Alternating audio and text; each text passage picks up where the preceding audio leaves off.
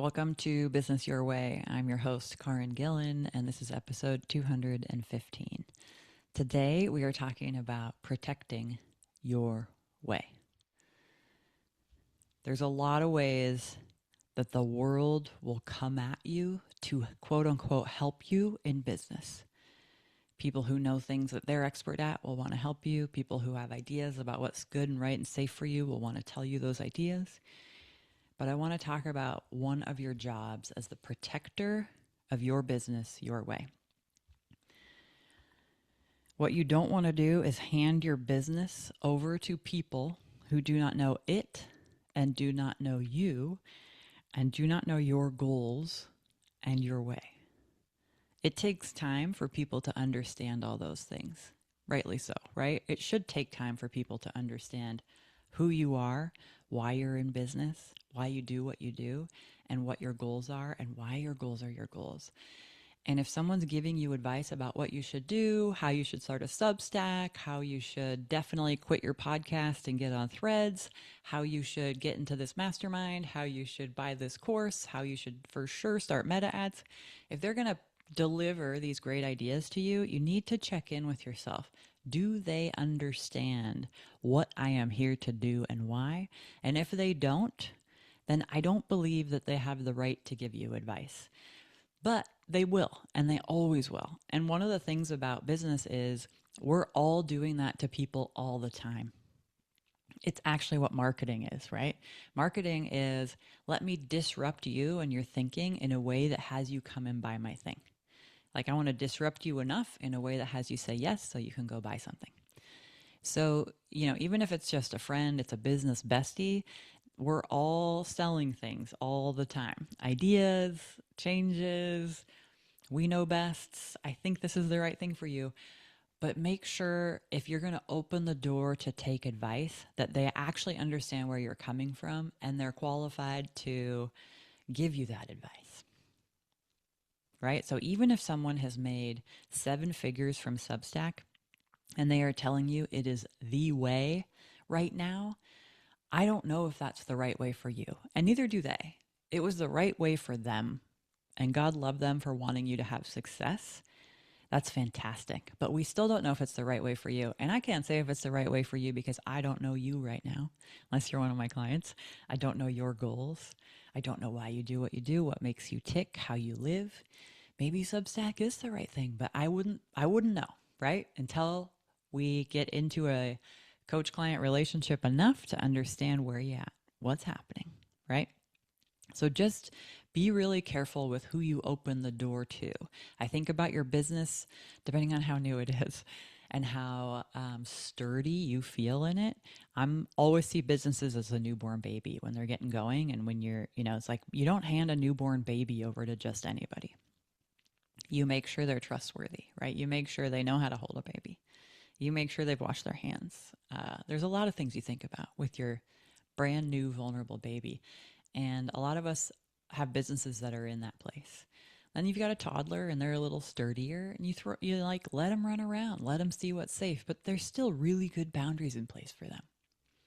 So make sure you are as discerning with who you let into your business as you are with your newborn, with your toddler, with your kindergartner.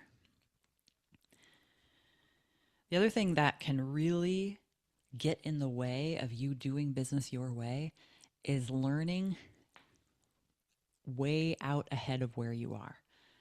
So much of the business advice that you are going to see in advertisements on the internet and at conferences and on podcasts from people who you admire and I admire is 7-figure business advice.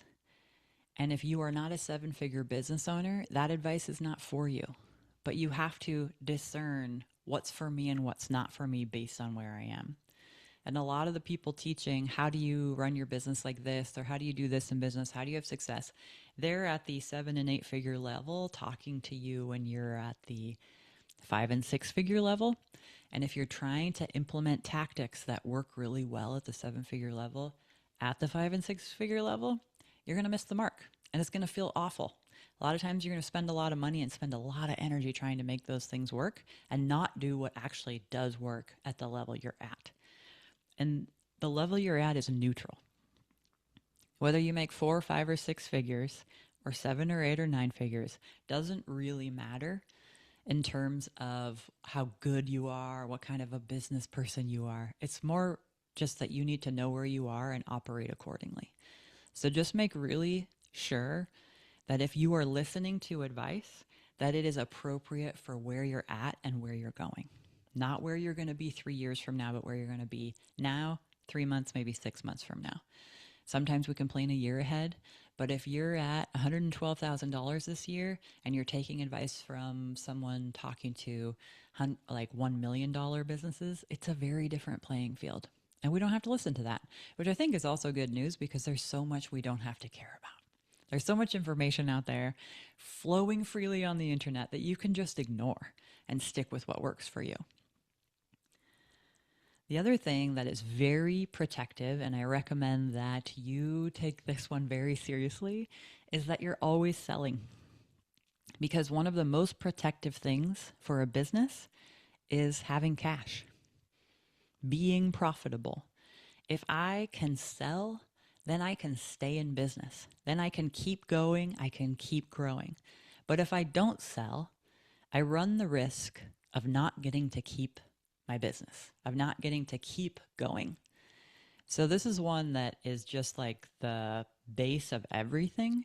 There's never a time in business where sales aren't important, where you knowing how to sell, who you're selling to, and what you're selling isn't really good information to have ready at all times. If you want to stay in business, you have to sell because that's what means business, right? Business means you're doing some sort of transacting. So don't forget to sell. Always know what you're selling. I was teaching in someone else's group program this week, and one of the things that landed the most importantly for those people is that they should always know what's for sale.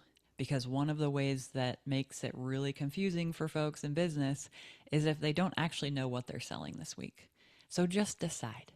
This week, I'm selling my sales consultation because I'm a coach and I always am selling my sales consult. So if you want to work with me, book a sales call with me. Steal that line. Please, if you're a coach, steal that line and use it all the time. Book a sales call with me is primarily what we're selling. Sometimes we're launching something and we're selling a free event. Then at that time, you're selling that thing. But the rest of the time, you're still selling. Book a sales consult with me.